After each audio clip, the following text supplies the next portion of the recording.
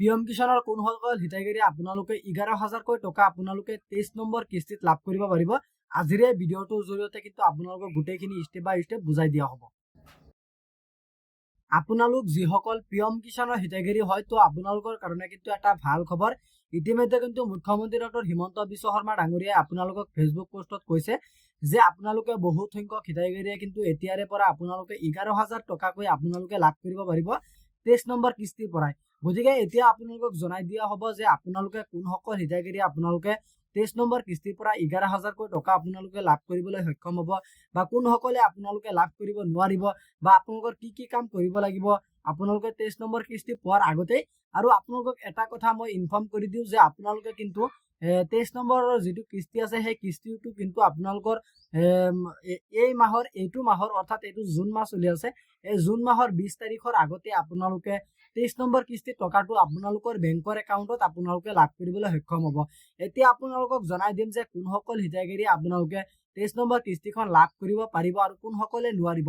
এতিয়া চাওক, আপোনালোকে পিএম কিষাণৰ হিতাধিকাৰী হ'বলৈ কিন্তু আপুনি যে এজন যোগ্য হিতাধিকাৰী হয় তেনেকুৱা ক্ষেত্ৰত কিন্তু আপোনালোকৰ পিএম কিষাণৰ যিটো ফাৰ্মাৰ ৰেজিষ্ট্ৰেশ্যন আইডি কাৰ্ড সেই কাৰ্ডখন কিন্তু আপোনালোকৰ থকা বাধ্যতামূলক, সেই কাৰ্ডখন কিন্তু আপোনালোকৰ লাগিব। যদি আপোনালোকৰ এই কাৰ্ডখন নাথাকে বা আপোনালোকে এতিয়ালৈকে বনোৱা নাই তেনেকুৱা ক্ষেত্ৰত কিন্তু আপোনালোকে CHC চেণ্টাৰৰ ওচৰত গৈ কিন্তু আপোনালোকে এই কাৰ্ডখন আপোনালোকে ফাৰ্মাৰ ৰেজিষ্ট্ৰেশ্যন আইডি কাৰ্ডখন আপোনালোকে নিজৰ হেৰিতে আপোনালোকে বনাই ল'ব পাৰিব। নিজৰ চুবুৰীয়াতে বা নিজৰ গাঁৱতে আপোনালোকে সেই কাৰ্ডখন আপোনালোকে বনাই ল'ব পাৰিব।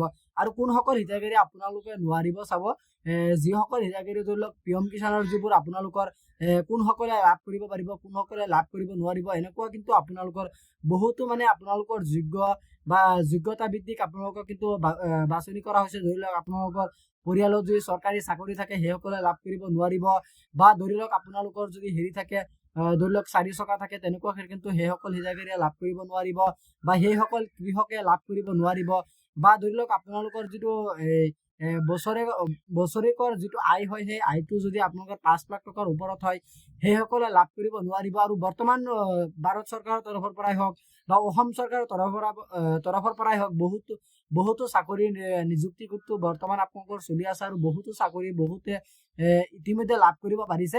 আৰু পিএম কিষাণৰ হিতাধিকাৰীসকলৰ ঘৰত যদি বা আপুনি যদি পিএম কিষাণৰ হিতাধিকাৰী পাই আছিলে, আপোনাৰ ঘৰত যদি চাকৰি পাইছে বা আপোনালোকৰ ইনকাম চ'ৰ্চটো বাঢ়ি গৈছে তেনেকুৱা ক্ষেত্ৰত কিন্তু আপোনালোকৰ পিএম কিষাণৰ যিটো লিষ্ট আছে সেই লিষ্টখনৰ পৰা আপোনালোকৰ নামখন কটা যাব।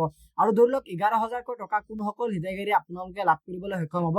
চাওক, আপোনালোকে যদি 2টা কিস্তি বা 3টা কিস্তি বা 4টা কিস্তি আপোনালোকে লাভ কৰিব পৰা নাই, আপোনালোকৰ কিবা ডকুমেণ্টছৰ ইছ্যু হৈ আছিলে, তাৰপিছত আপোনালোকৰ ডকুমেণ্টখিনি যদি আপোনালোকে ঠিক কৰিছে তেনেকুৱা ক্ষেত্ৰত কিন্তু আপোনালোকে সেই পইচাখিনি এইটো কিস্তিতে আপোনালোকে লাভ কৰিবলৈ সক্ষম হ'ব। গতিকে আজি ইমানখিনি আছিলে আপোনালোকক দিবলগীয়া ইনফৰমেশ্যন। আশা কৰিছোঁ ভিডিঅ'টো চাই ভাল পালে। যদি ভিডিঅ'টো চাই ভাল পালে তেন্তে ভিডিঅ'টো এটা লাইক কৰি দিব, আৰু আপুনি যদি আমাৰ চেনেলত নতুন আছে প্লিজ আপুনি আমাৰ চেনেলটো ছাবস্ক্ৰাইব কৰিবলৈ নাপাহৰিব। ধন্যবাদ থাকিল সকলোলৈ। জয় আই অসম।